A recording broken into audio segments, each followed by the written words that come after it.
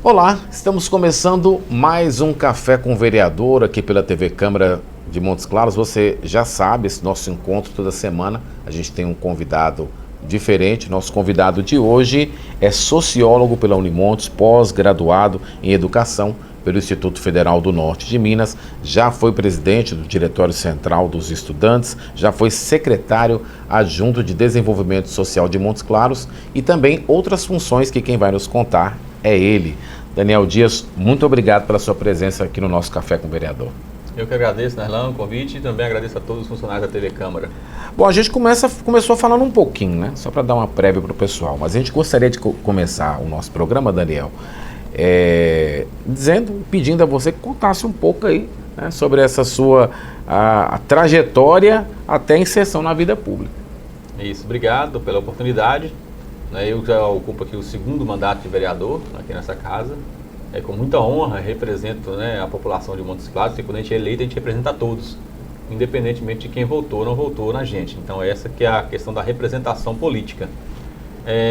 Engraçado, sempre tive esse papel de liderança, ali entre os amigos, no futebol, seja nas brincadeiras de criança, e estudava no Crisantino Borém, ou seja, eu sou fruto da educação, transformado pela educação.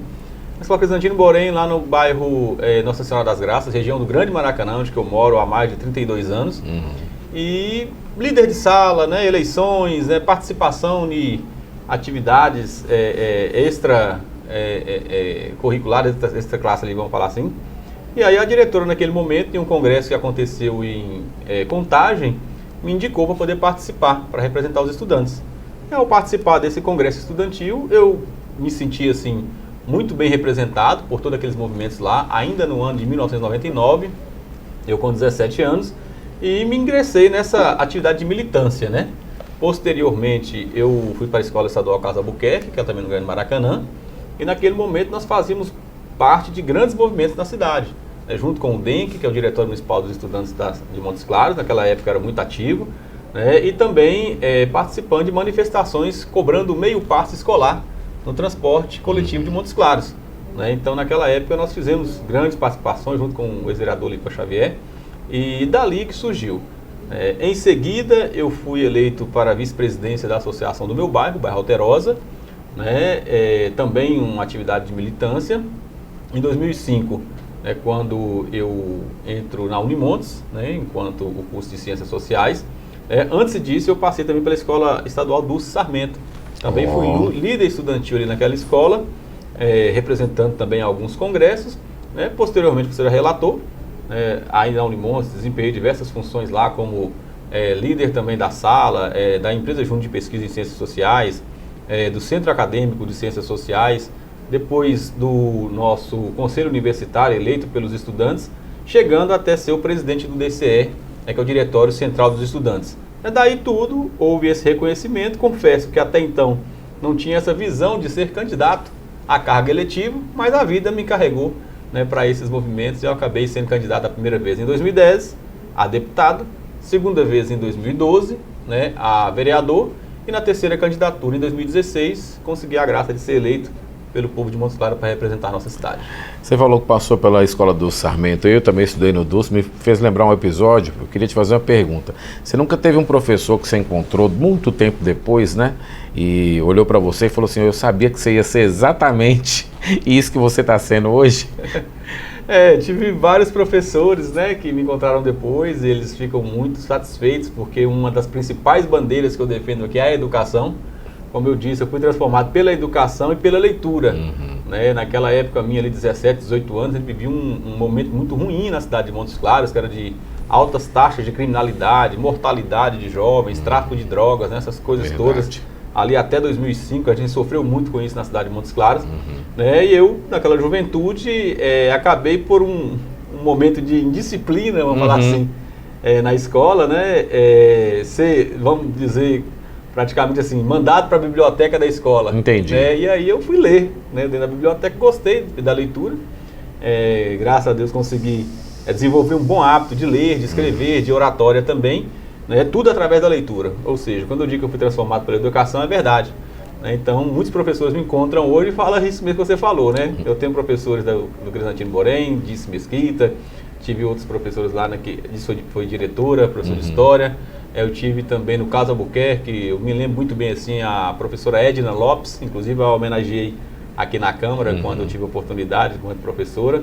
Né? Estive lá na escola do Sarmento, né, nosso saudoso professor Egídio Cordeiro. Eita, né, fui aluno também. De matemática, né? Isso, hoje ele tem o nome da escola aqui na Escola Municipal Egídio Cordeiro, lá no bairro Independência. Né? Na Unimontes tem várias referências, né? Na Unimontes ali como o professor Antônio Gonçalves Maciel, a professora Cláudia Regina, o professor Lúcio Flávio, o professor Eustáquio, que foi de filosofia. Eu acho que o Eustáquio foi um dos primeiros que falou isso comigo, no primeiro período lá da Unimontes. Certo. Né? Então falou, olha, você tem liderança, eu acho que você vai trilhar os caminhos da política. Então pronto. E acertou. Tá certo então, né? Bom, agora vamos falar dessa sua inserção na política, né? Como vereador. Conta pra gente como é que se deu isso. Isso. Paralelo a essas coisas que eu já coloquei, eu fui também integrante da juventude do PCdoB, né, que era o JS, União da Juventude Socialista. E aí cheguei a ser presidente dela, diretor estadual, participei também da direção estadual da UEE, que é a União Estadual dos Estudantes. Participei de diversos congressos no Brasil, Salvador, Rio de Janeiro, Brasília, né, São Paulo, diversos outros espaços que eu fui enquanto representante dos estudantes. E disso aí, né, tive o convite para poder filiar a 3 partidos naquele momento, e eu optei pela filiação do PCdoB. É a minha única filiação, né, até hoje, e aí participando já das organizações partidárias, né, direções de partido, lideranças internas ali tudo.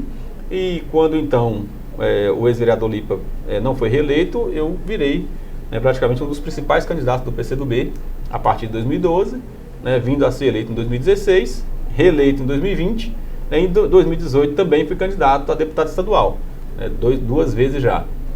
Essa inserção acho que veio mais por esse trabalho, sabe, Narlan, assim, de militância mesmo, ou seja, mesmo quando eu não tinha mandato, eu já tinha muita atuação, seja junto aos servidores, né, que você até citou aí, eu virei servidor público municipal efetivo em 2007, baseado no concurso de 2005, e fui lotado na educação ali na Escola Eunice Carneiro. E depois eu fui vice-diretor também do CAIC Maracanã, né, Escola Dominguinhos Pereira, da qual também tive grandes formações ali, na área da educação e também da militância comunitária. Então foi daí que veio essa minhas candidaturas, né, e a minha eleição aqui para esta casa. Como professor, né, você via necessidades importantes dentro dos diversos setores da cidade? Sim, eu tive como professor no Instituto Federal. No município eu tenho um cargo administrativo que é de auxiliar de secretaria, né, participo nisso. Não tenho dúvida assim, que a gente tem grandes necessidades na área da educação, né, seja no estado, seja no município, seja no ensino superior. Não tem dúvida, por mais que você invista na educação, hoje ainda apenas ou menos de 10% dos jovens ingressam no ensino superior, né? Mesmo com toda a expansão que nós tivemos, né? As pessoas fazem algumas críticas, a pessoa tem um ensino superior e é Uber, mas qual o problema de você ter um ensino superior e trabalhar no transporte por aplicativo, fazer uma coisa? A educação não necessariamente ela é destinada à empregabilidade, né? A educação técnica, profissional e tudo é vinculada para a empregabilidade. Mas não temos dúvidas que as pessoas com maior anos de estudo, ela consegue, com certeza, desenvolver melhor papel, seja na sua vida pessoal, seja na sua vida profissional. Né? Como eu digo que eu fui transformado pela educação, é uma das principais bandeiras, mas não tem como o vereador trabalhar na bandeira única. Eu tenho a bandeira comunitária, que é lá na região do Grande Maracanã e nas cidades, em outros bairros da cidade de Montes Claros também, e na zona rural. Né? Tem a bandeira da saúde, né? Que são direitos sociais, né, que nós temos: saúde, educação, transporte coletivo, tudo isso. Então são diversas áreas que o vereador atua. Quando eu digo que eu atuo prioritariamente na educação, é porque também a gente não consegue, né, dar conta e fazer bem muitas coisas. Então eu optei por concentrar boa parte da ação do meu mandato aqui na Câmara, nos meus 2 mandatos, na educação, mas todas as demandas que a população nos trazem, né, ou nos traz aqui na Câmara, a gente dá atenção para elas. Seja iluminação pública, saúde, limpeza urbana, né, tributária, qualquer outro tipo de demanda que o vereador tem que estar apto a dar respostas para a população e não apenas para um segmento. É isso que eu faço aqui nessa casa com o mandato da qual fui eleito e reeleito. Agora eu vou pedir você para fazer uma coisa difícil, né? Como é que você avalia seu primeiro mandato? Como é que você avalia a sua chegada, né, aqui na Casa Legislativa, né? Quais eram as perspectivas, né? Vamos fazer igual a rede social fala, né? Perspectiva e realidade, né? Então, quais eram suas perspectivas e qual a realidade você encontrou na Câmara Municipal? Eu já tinha uma vivência próximo de mandatos aqui na casa. Então, eu também nunca fui um candidato, né, de prometer avião caindo, alguma coisa assim, né? Assim, prometer salvar a humanidade. Temos uma visão de mundo, né, que é uma visão mais voltada para o social, né, como todo mundo vê, sou do PCdoB, um partido de esquerda, e ao chegar aqui na casa, com certeza com muita empolgação. Né? Olha, estou com mandato, temos o poder, agora vamos resolver, né, os problemas dos quais nós fizemos compromisso durante a campanha. E de fato a gente enfrenta internamente algumas dificuldades e até, por que não dizer, algumas frustrações, porque boa parte das demandas que o vereador recebe são, na verdade, responsabilidades do executivo. Né? O demanda por asfaltamento de ruas, o demanda para melhorias de infraestrutura urbana, né? Coletas de lixo, essas coisas. Essas são responsabilidade do executivo. Mas a nossa função é fiscalizar e ajudar com que esses serviços possam melhorar. Então, no meu primeiro mandato, de fato, assim, eu fiquei muito feliz, né? Cheguei aqui com muita empolgação. Falo que no primeiro e segundo ano de mandato aqui, eu fui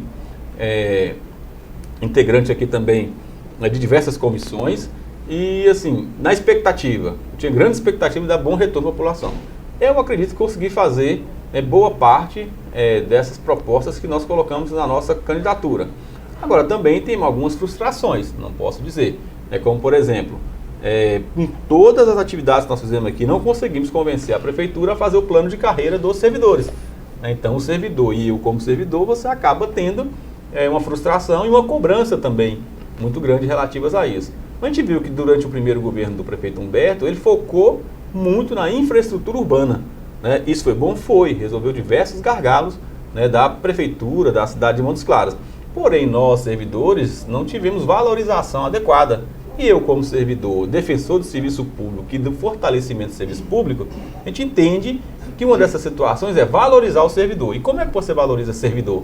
É dando aumento de salário, é dando melhores condições, é gratificação por produtividade. A gente não teve isso no primeiro mandato do prefeito Humberto.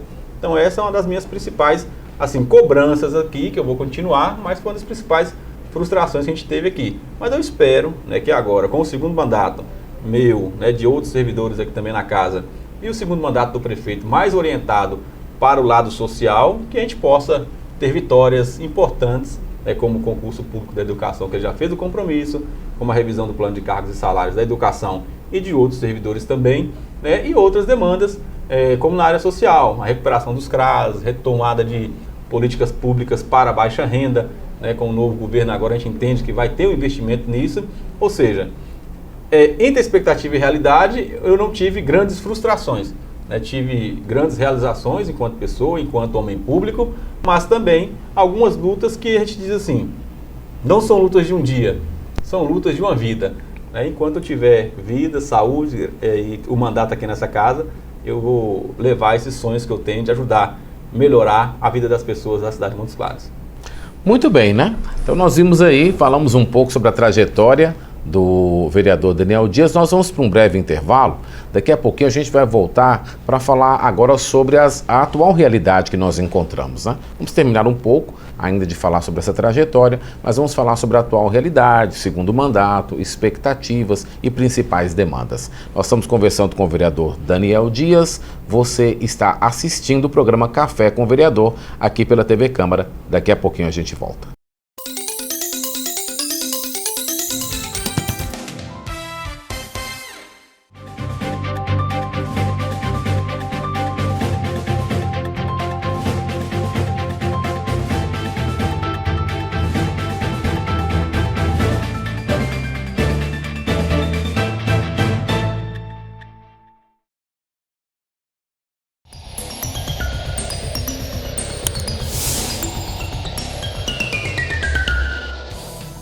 Daniel Dias é sociólogo e servidor público. Foi presidente do DCE, diretor do CAIC Maracanã e secretário adjunto de Desenvolvimento Social de Montes Claros. Está em seu segundo mandato como vereador. Atualmente é membro das comissões de Educação, Finanças, Orçamento e Tomada de Contas e Comissão de Cultura. Morador da região do Grande Maracanã, defende a educação, os direitos dos trabalhadores, servidores públicos dos bairros e comunidades rurais. É filiado ao PCdoB.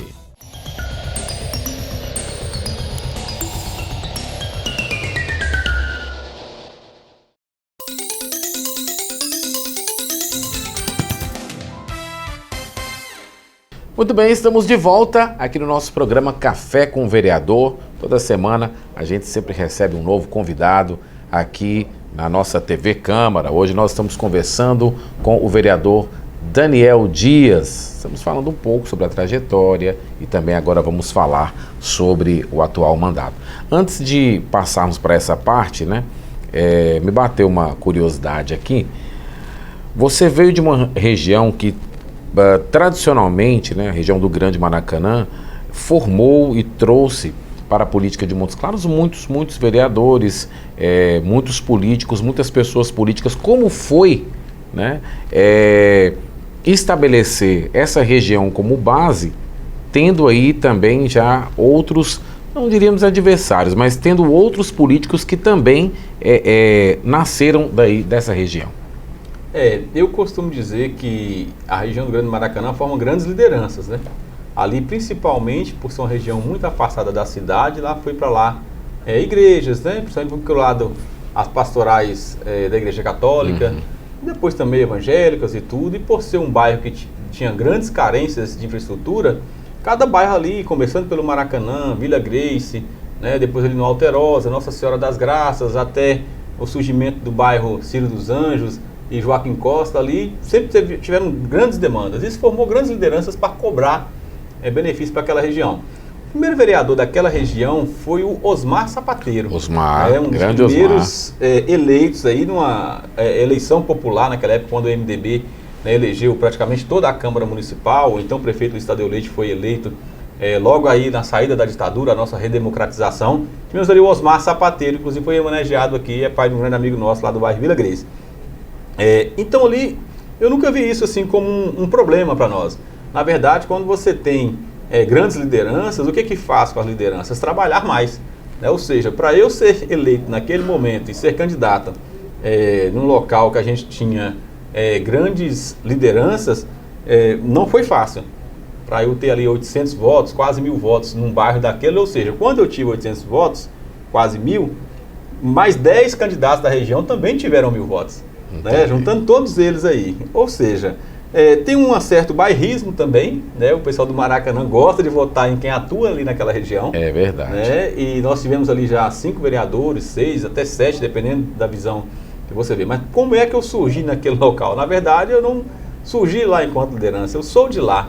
Né? Morei no Maracanã, na Rua do Atlético, moro hoje na Rua do Atlético, morei na Rua do Palmeiras, na Rua do Botafogo, na Rua do Guarani, né? Diversos morou locais quase ali. o Campeonato Brasileiro inteiro, quase, né? E onde, quando eu não morei no Maracanã, foi no São Geraldo, que é muito próximo. Sim. Ali do Maracanã, e também no bairro Nossa Senhora das Graças, que é na região.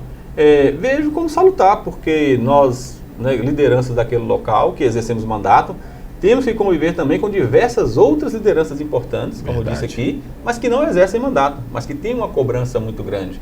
Né? Ou seja, o Maracanã, o Grande Maracanã naquela época tinha em torno de 40 mil habitantes, né? Hoje aumentou um pouco, ou seja, é muito maior do que diversas outras cidades do norte de Minas.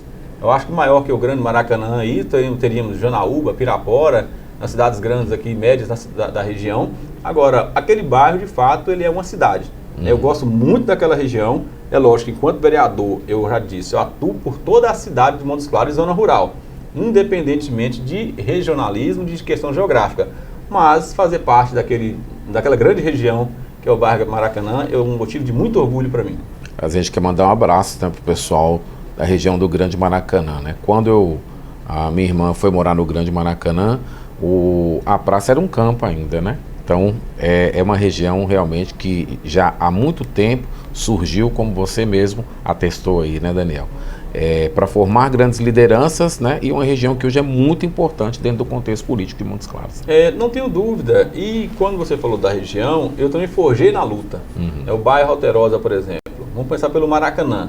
vamos dizer que o Maracanã é o centro da região. Então, um bairro mais estruturado, com mais infraestrutura, o asfalto chegou primeiro, o ônibus chegou primeiro, a água chegou primeiro.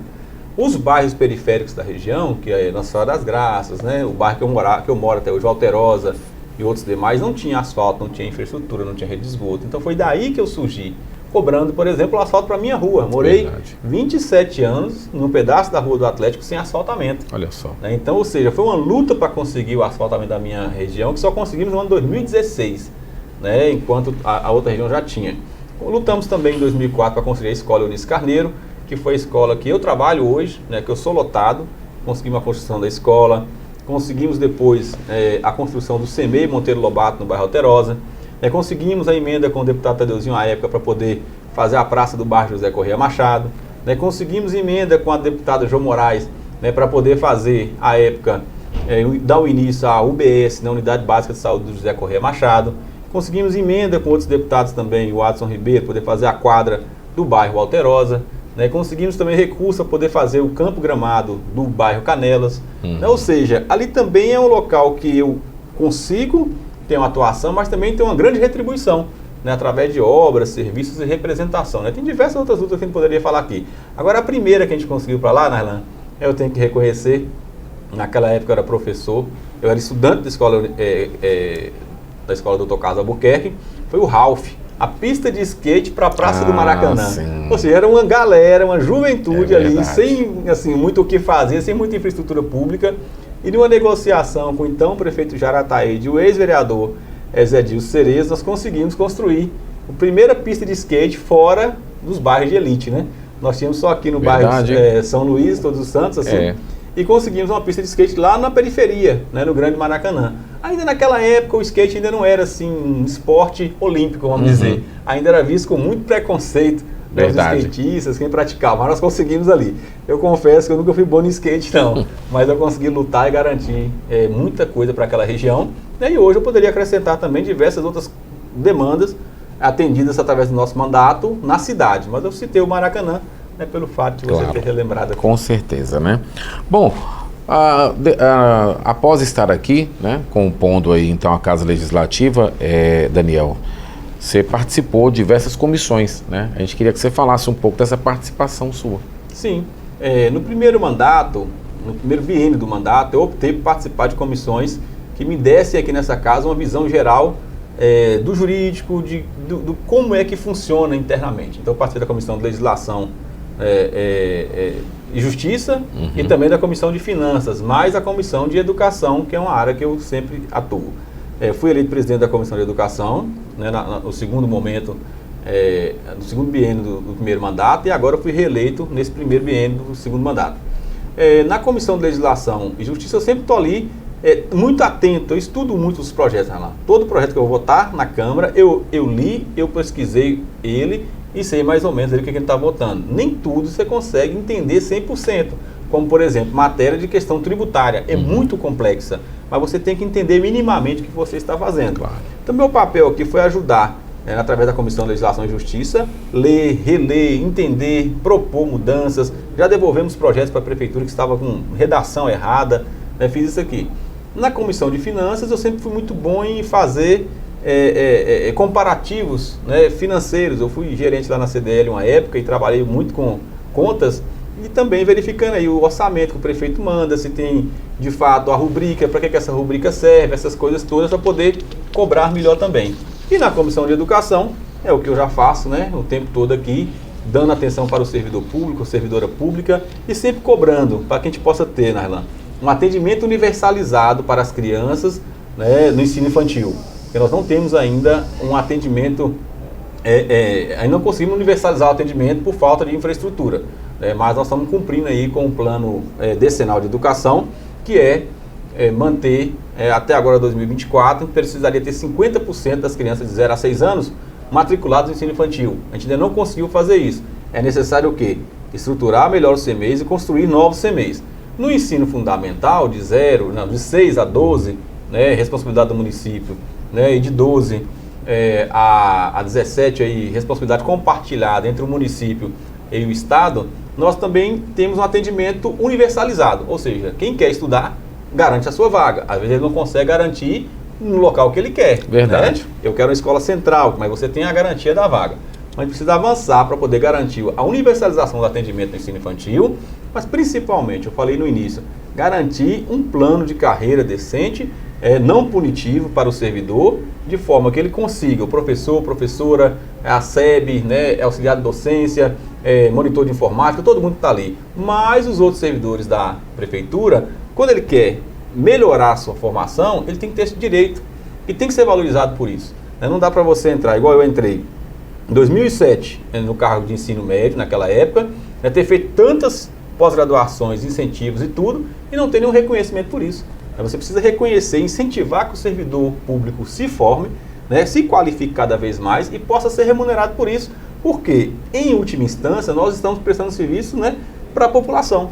Então, cada vez mais que eu me formo, que eu me sinto incentivado por isso, com certeza a população ganha no atendimento. E nós que estamos aqui é para isso, é para atender o povo, é para trabalhar pelo povo, é ele que paga os nossos salários, é ele que paga, né, toda essa estrutura que a gente tem aqui. Então não tem como pensar em um mandato em que beneficia apenas o mandatário. O mandatário ele tem que dar retorno, né, para a população.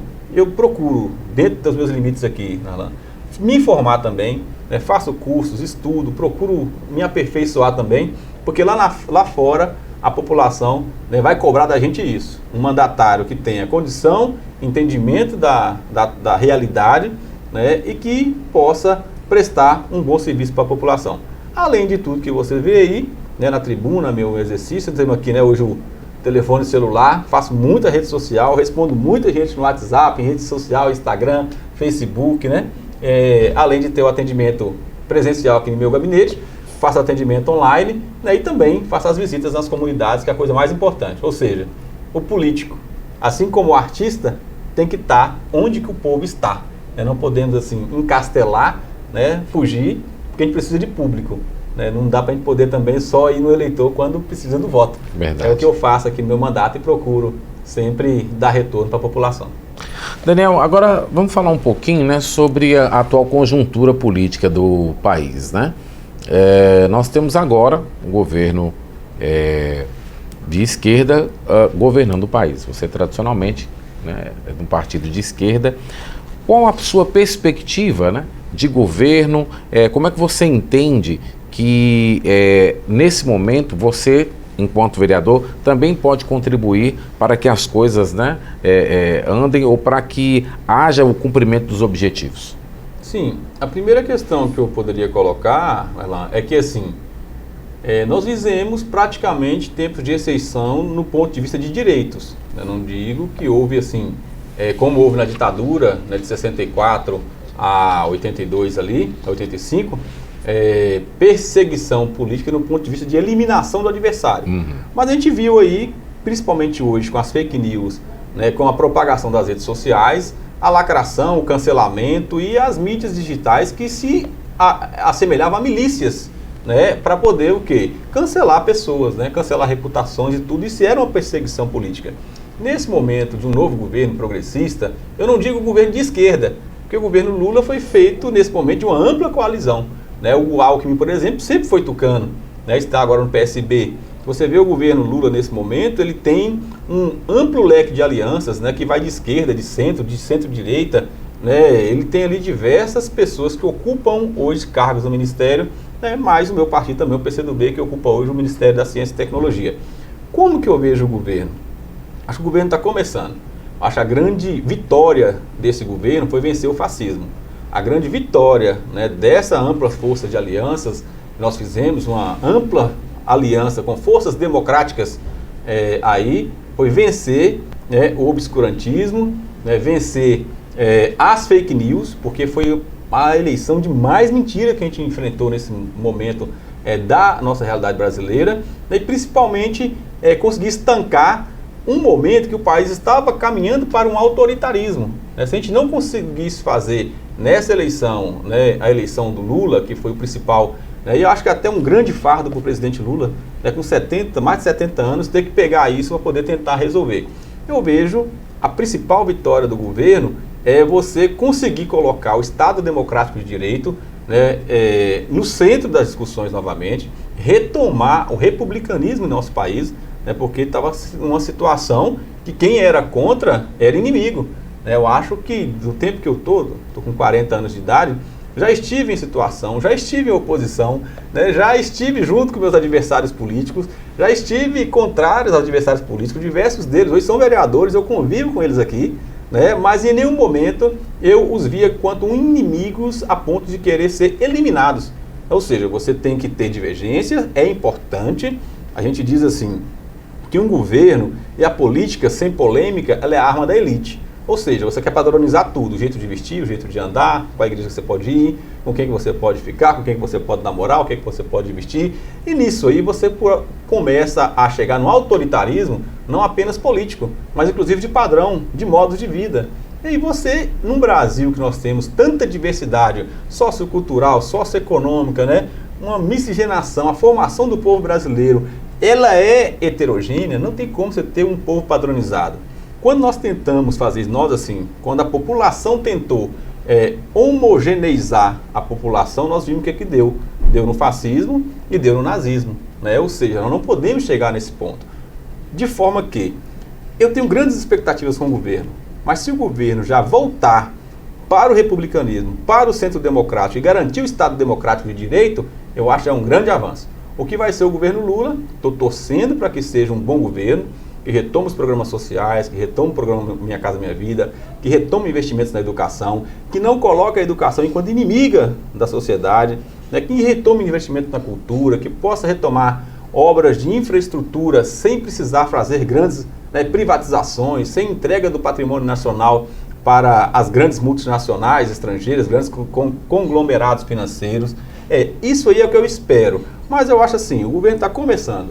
Né, teve a posse, teve a segunda posse com o golpe do dia 8 de janeiro, né? Estamos restabelecendo as bases do sistema democrático, né? Não preciso gostar das decisões do STF, mas eu tenho que respeitar. Eu não preciso gostar das decisões da Câmara dos Deputados, mas eu preciso respeitar. Né? Eu não preciso também gostar de quem foi eleito, mas se foi eleito eu preciso respeitar. Né? Então é isso que eu acho que a gente tem que fazer. Garantir o respeito, garantir o Estado Democrático de Direito, e aí cada um faz aquilo que entende bem, sem cometer crimes, porque também a discordância no sistema político não te dá o direito de ser criminoso. Né? Por exemplo, liberdade de expressão, ela tem limites. Né? O que essas milícias digitais fazem? Eles perdem os limites e começam a atacar, começam a fazer crimes e começam a mentir. A mentira em si, na comunicação, ela corrói o Estado Democrático de Direito. Porque tu não sabe com o que você vai trabalhar. Então, ou seja, para finalizar esse ponto do nosso governo, né, assim, no nosso sistema nacional, na nossa democracia, eu acho que nós estamos ainda engatinhando. O Brasil nunca foi um país que conseguiu conviver muito tempo com sistemas democráticos. Você pode ver, são hiatos de 40 anos, de 50 anos, de 15 anos, de 20 anos, até ter um governo autoritário. A gente tem que vencer o autoritarismo para poder ter uma base democrática com eleições, alternância de poder, respeito às instituições, respeito às pessoas. Né? E eu, principalmente, assim, queria fazer esse recorte aqui. Por ser do PCdoB, Partido Comunista do Brasil, por ser de esquerda, eu sofro muito com isso. Mas na minha atuação, que todo mundo sabe, é uma atuação pelo bem comum, é uma atuação pelo bem viver, é uma atuação pelos direitos sociais, é uma atuação pelas pessoas, é uma atuação pela boa política. Né? Não dá para você rotular as pessoas. Né? Olha, se você gosta de certo perfume, o odor é bom, você gosta, quer usar, colocou um rótulo nele, não gosto mais, mesmo sabendo que o perfume é bom. Né? Você tem que ir pelo quê? O que é bom? Né? O que você pensa? O que eu penso é diferente do que A, B, X, Y, Z pensa. Mas eles têm o direito de manifestar, desde que não seja criminoso, né? E eu tenho o dever também de aceitar a divergência. Porque, ou seja, esse é o momento de nós nos aliarmos, né, com os divergentes, para derrotar os antagônicos. Então é isso que eu penso no novo governo. Vereador Daniel Dias, nós chegamos ao final do nosso programa. Agradecer ao senhor pela presença e deixar aí agora a sua mensagem para os seus eleitores. Ok, primeiro eu agradeço muito a TV Câmara, né, toda a equipe por ter oportunizado aqui esse momento. Eu quero colocar mais uma vez o meu mandato à disposição de toda a cidade de Montes Claros, né, independentemente, como eu disse aqui, das minhas frentes de atuação. Né, estou aqui para representar o povo, gosto disso, faço com muito prazer, é um orgulho para mim né, vereador Daniel, ter saído lá da região rural de Atoleiro, né, e hoje representar a minha cidade com mais de 400 mil habitantes, faço com muito carinho. Então eu quero deixar o meu mandato à disposição, né, está sempre aberto para o diálogo, para o questionamento, né, para o bom debate também, né, e estou aqui à disposição, tanto eu quanto a minha equipe, né, quanto toda a nossa estrutura à disposição do povo de Montes Claros. E quem quiser entrar em contato é só lá no Instagram, Daniel Dias Montes Claros, né, as redes sociais, Facebook, Instagram e também pelos nossos WhatsApp, quem está sempre à disposição. Sem deixar de falar que tem meu gabinete aqui também na Câmara aberto, né, de 7 às 19 horas para receber a população também para qualquer demanda. Ok, muito obrigado a você. A gente se encontra no nosso próximo programa. Valeu, até lá.